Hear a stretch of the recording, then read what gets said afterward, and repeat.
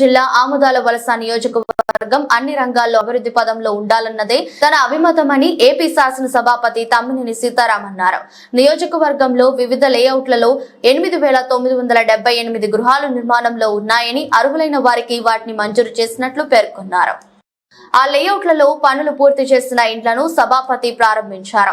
ఆమదాల వలస మండలంలో సైలాడ మున్సిపాలిటీ పరిధిలోని గాజులకొల్లి వలస మరియు తిమ్మపురం గ్రామాలలో ఉన్న జగనన్న లేఅవుట్లలో నిర్మాణం పూర్తి చేసుకున్న ఇండ్లను సోమవారం సభాపతి ప్రారంభించారు. ఈ సందర్భంగా స్పీకర్ తమ్మినేని మాట్లాడుతూ, ప్రతి వ్యక్తికి కూడా గుడ్డ ఎంత అవసరమో గూడు కూడా అంతే అవసరమని, ముఖ్యమంత్రి జగన్మోహన్ రెడ్డి అర్హులైన ప్రతి పేదవాడికి ఇళ్ల స్థలాలను మంజూరు చేశారన్నారు.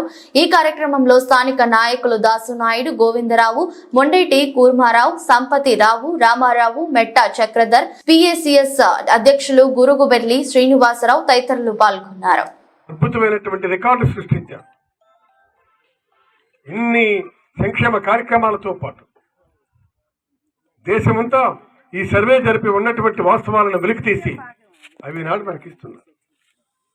అందుకే మీ అందరికీ నేను విజ్ఞప్తి చేస్తున్నటువంటిది, మనం చేస్తున్నటువంటిది ఈ సమస్యలతో పాటు ఇంకా అనేకమైనటువంటి సమస్యలు ఉన్నాయి. ఇవాళ పిల్లలు చదువుతో పాటు పిల్లలు చదువుకోవడం అంటే ఏంటది పెద్ద హిస్టారిక్ వన్.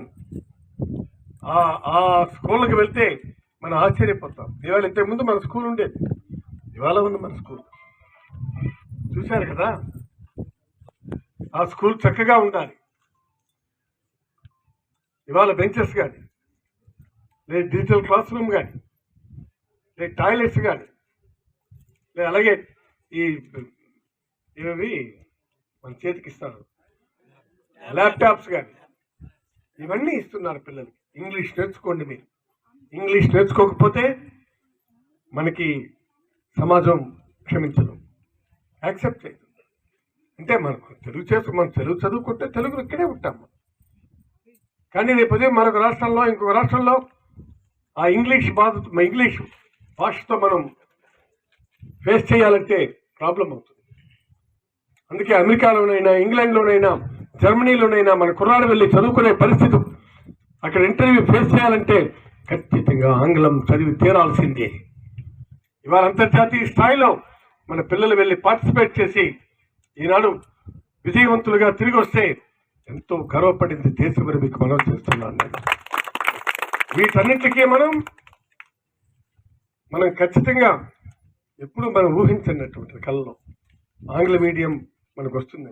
ఆంగ్ల మీడియం పెడితే దేనికంటే కోర్టుకు వెళ్ళారు? మీరు ఎవరిని ఉద్ధరించడానికి కోర్టుకు వెళ్ళారు? తెలుగు మనం తీసేయడం లేదయ్యా. తెలుగుతో పాటుగా ఆంగ్లాన్ని కూడా నేర్చుకోండి అని మనం చెప్తాం. ఆంగ్లం నేర్చుకోమంటే తప్పేంటుంది? అదేమన్నా కానరాని విద్య కాదు కదా. అది నేను అంటున్నాను. మేము నేర్చుకున్నాం. మేము నేర్చుకుంటే ఒకటి, పేదింటి కుర్రాడు నేర్చుకుంటే ఒకటి. నీ కుర్రాడు ఏదైనా ఎక్కడైనా నేను చదువుకోవచ్చా? నీ కుర్రాడిని ఎక్కడైనా జాయిన్ చేసుకోవచ్చా? కానీ ఊర్లో ఈరోజు ఇంగ్లీష్ మీడియం పెట్టి ఇంగ్లీష్ మీడియం చదివిస్తే నేరమా, ఘోరమా, పాపమా, ఏంటది? అందుకే నేను మీ అందరికీ మనవి చేస్తున్నాను, ఇంగ్లీష్ మీడియం ఖచ్చితంగా చదువుకోవాలి. చదువుకుంటేనే మనకి భవిష్యత్తు ఉంటుందని చెప్పి మీకు ఒక్కటే మనవి చేస్తున్నాను. ఆంగ్ల బోధనతో పాటు ఆంగ్లంలో బ్రతకడం నేర్చుకోవాలి.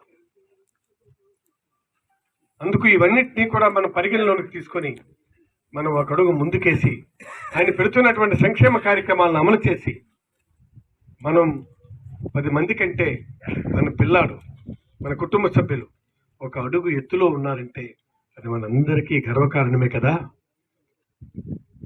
ఆ గర్వకారణాన్ని మనం చెప్పుకుంటూ మనం ఈ పథకాలన్నింటినీ అమలు చేసుకుంటూ ముందుకు వెళ్దామని చెప్పి మీ అందరికీ తెలియజేసుకుంటూ, మరి ఇవాళ చాలా ఇల్లు కట్టలేదు ఇంకా.